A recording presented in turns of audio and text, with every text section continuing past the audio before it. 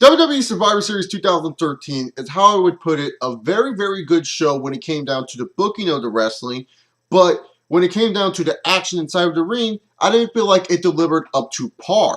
That's what I really think about WWE Survivor Series 2013 tonight. I felt that they made really good booking decisions for these matches, but I felt like the matches kind of under-delivered, didn't deliver, or some of them were just exceptionally good. And that's okay for me in a pay-per-view. You can normally have good matches on a pay-per-view and get a good grade from me. But I was disappointed with some matches on this card, and let me just talk about the 5-on-5 elimination match. I honestly felt that this match had so much potential to be like the show stealer. When I heard this was going to be the opener, I said to myself, there ain't going to be any other match to top this match. I mean, you look at the athleticism, the superstars in this match, these guys are pretty damn good wrestlers that are all in this match. You got the Usos in there, and you know these guys are exciting as hell. We've seen them in the pre-show and a bunch of other past pay-per-views, like almost steal the show pretty much. They kick ass. Rey Mysterio, yeah, he on one left knee, but Rey Mysterio, he always delivers when he has to. And the Rhodes family have been on fire, taking on the Shield, who we know can deliver great matches, and taking on the Real Americans. And let's face it, everyone just wants to see Antonio Cesaro swing people around. And even then, you thought this match would be able to steal the show. I honestly did not feel like this 5-on-5 match was even that great, not even that good. Yes, the swinging part with the Usos, yeah, that was funny, that was cool. But I felt this match had so much better opportunities to showcase these talents, and I felt like it kind of underdelivered my expectations, I would say, a little bit for this match. The one thing right about this match is the sole survivor. The sole survivor of this match was Roman Reigns. This is great booking decision by WWE. Roman Reigns eliminated Goldust and Rey Mysterio, who were the last two people on team. What team was this? And that was another problem I had. Normally you can name the teams, but I did not even know the name of this team. Right? The team face versus team heel. Who gives a fuck? Roman Reigns eliminated the last two people. You make him the sole survivor. And like I said, I know a lot of people are not really super high on Roman Reigns, mainly because mostly the IWC and the YWC, whatever the fuck you want to call it, love the smaller vanilla midget wrestlers. And that's cool. If that's your preference, awesome. But for a guy like me who loves big, strong wrestlers, a guy who grew up as a huge Batista fan, a guy who likes a Randy Orton, like a guy like me, I like that Roman Reigns is getting pushed. And I like that he was a sole survivor, and I thought that was a great booking decision by the WWE when it came down to this match. Up next, the IC title match. And I'm pretty much going to just steal what my good buddy Schleg Daddy said on Twitter. Schleg Daddy said, you have Big E Langston win the IC title on this pay-per-view, not fucking defend it. And I agree with that. I mean, why in the blue hell would you not have Big E Langston win in Boston in a big match, win the IC title at Survivor Series? I think that would make more sense than him defend that belt. That's just me. I think it would make more sense for Big E Langston to win the belt. It adds a big moment to Survivor Series, and something that I feel we have been lacking in Survivor Series are those big moments. I mean, yeah, Big E Langston winning a mid-card belt, how do you consider that a big moment? But that's a moment that, you can say, hey, Big E Langston, he won his first IC title at Survivor Series. I mean, sounds much more better than, oh, he won the IC title on Country Raw. Yeehaw! Really? Oh, whatever. The match itself was pretty okay. Nothing really special between Michael McGillicuddy and, Michael McGillicuddy, Curtis fucking Axel, and Big E Langston. So let's just move on forward, baby, to the Total Divas versus the WWE Divas. Let's just face it, people. The real diva in this match was Lillian Garcia. This bitch was singing every name after every second, and my girl JoJo, hell yeah. You know why I support JoJo, baby. My girl JoJo came in there and she could have eliminated everybody. Randy Orton probably taught her some techniques, how to eliminate and job all the fucking divas. But she decided to be nice to Tamina Snuka. But other than that, I felt some of the divas in this match were just wasted. And just seeing Natalya and Nikki Bella hold their hands, I don't know, it got me the image of Survivor Series 2007. Remember when John Cena and Bobby Lashley won for their team, and you saw Bobby Lashley do this and John Cena doing this? I don't know why that image popped into my head, but it was just sort of kind of weird how similar they acted during that image. It was pretty funny, but other than that, I really did not think this Divas match was all that great. Like I said, none of the Divas were really showcased that well, but it was fucking hilarious when Eva Marie's dumbass came to that ring, and all you hear was, boo! And she got knocked the fuck out. Fuck Eva Marie. I don't like her as a wrestler, and I don't like her on Total Divas. Yeah, I watch Total Divas. I don't give a fuck. Anyways, now we move on to Ryback versus Mark Henry, and Mark Henry comes back, and this is supposed to be a fucking big moment. I mean, okay, you have Ryback interrupt the WWE Hall of Fame panel. Okay, that's just random as hell. But you have Mark Henry come back. This should be a moment, and WWE needs to realize this.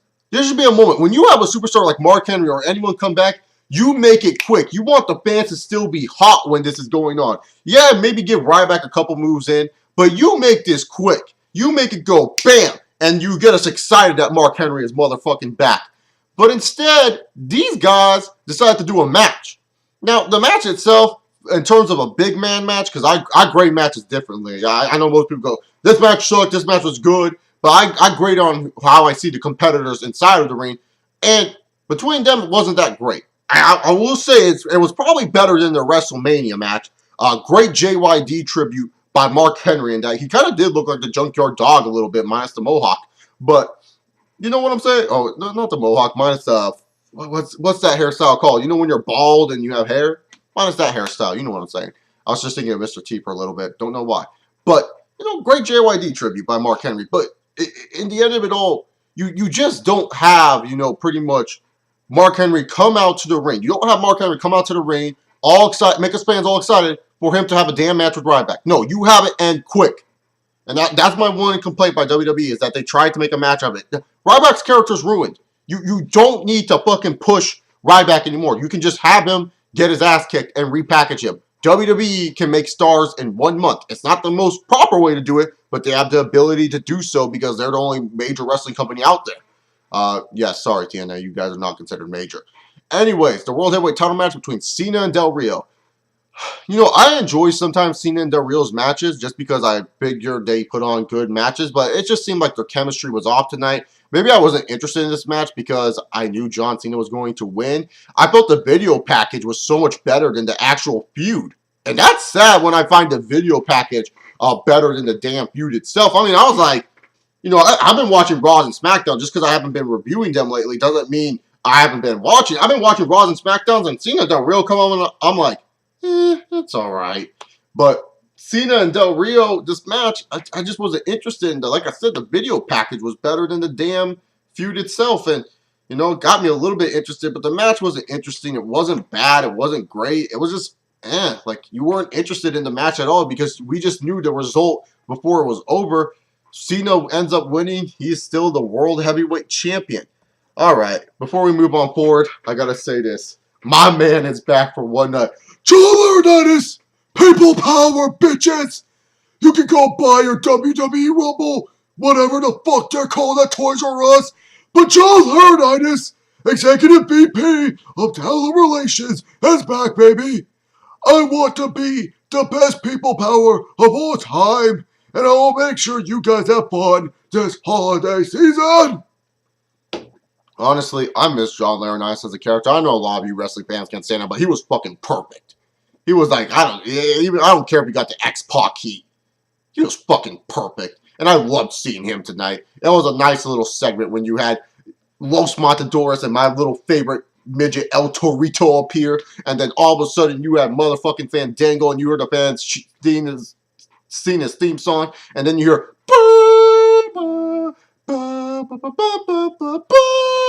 It's fucking John Laurinaitis. Best fucking segment of the damn night. Next to Randy Orton trying to... I'll talk about those segments later. I will. But now we move on forward to the tag team match. CM Punk and Daniel Bryan versus Eric Rowan and Luke Harper of the Wyatt family. Now, I asked a question on Twitter because Bray Wyatt is talking about voices in his head. Way to steal Randy Orton's gimmick. But he's talking about his sister Abigail, who's supposed to be dead. Now, I don't know anything that much about NXT, and I'll be the first to admit it. It's not because I don't like the NXT product. I just haven't have time to really check it all out. Is Abigail going to be the female manager in the future? Now, someone on Twitter told me that she's Bray Wyatt's dead sister. Okay, they told me that she's Bray Wyatt's dead sister, but we all know what the word death means when it comes down to wrestling storylines. Okay, the word dead in wrestling storylines means they're probably motherfucking a lot because wrestling is a soap opera for males.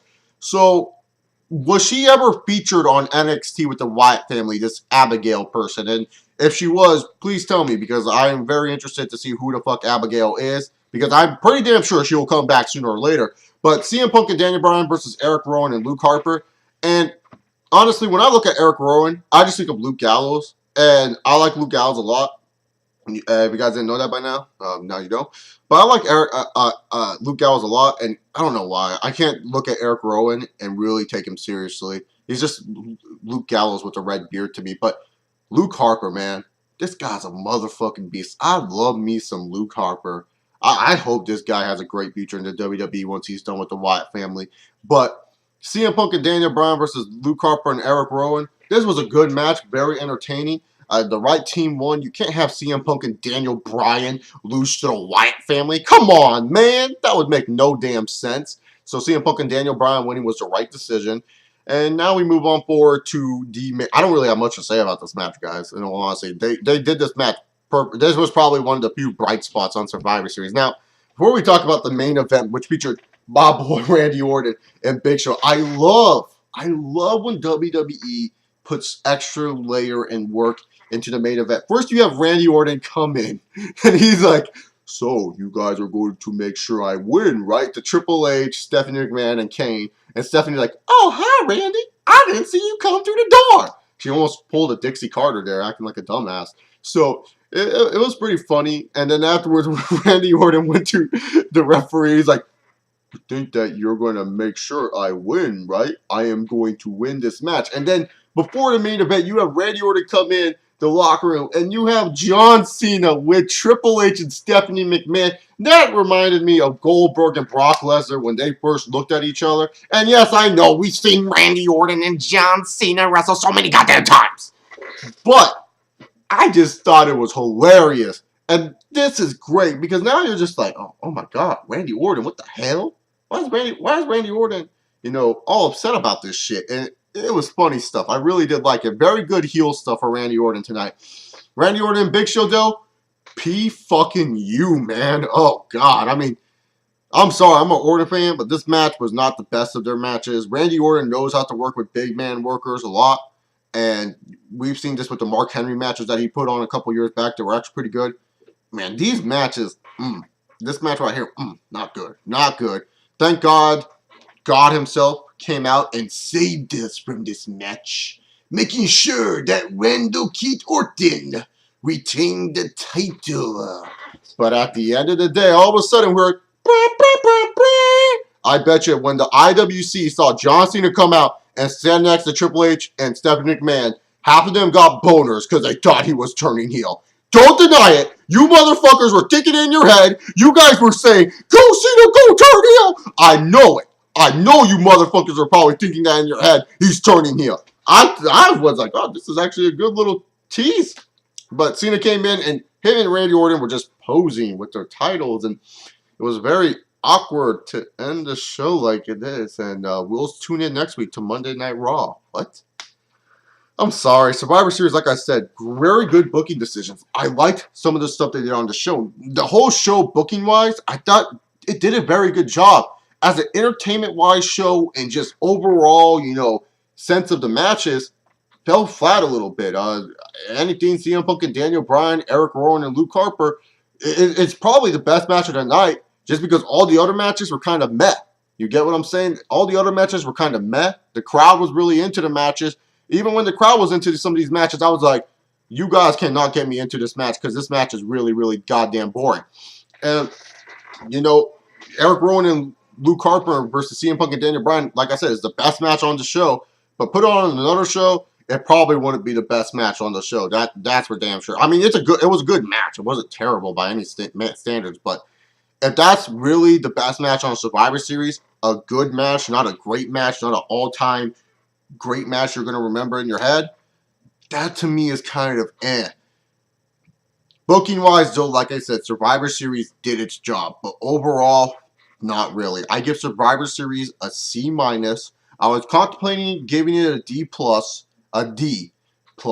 but I decided to be a little bit nicer because WWE did did do good things when it came down to booking and teasing for future weeks to come. Anyways, guys, if you guys like me, you can subscribe down below. Follow me on Twitter at ChaseOliver68. That's pretty much it. I got my WrestleMania 30 fantasy fucking bookings to do later on. Maybe come back with those Monday Night Raw reviews. I don't know. I have to see how my schedule is. You know, last final stretch before finals, babies. So I might be a little bit busy, but hope you guys enjoyed this review. Peace!